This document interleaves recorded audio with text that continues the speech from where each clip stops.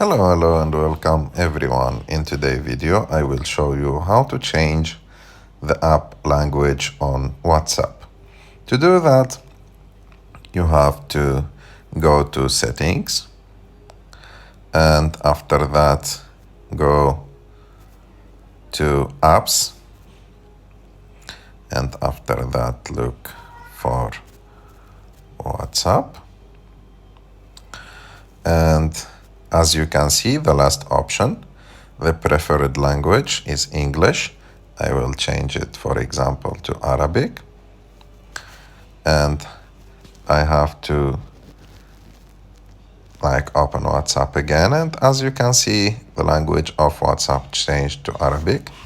I can change it back to English by choosing English, and as you can see it changed back to English. I hope that you like this video. If you like this video, don't forget to subscribe to our channel, to like this video, and see you in the next one.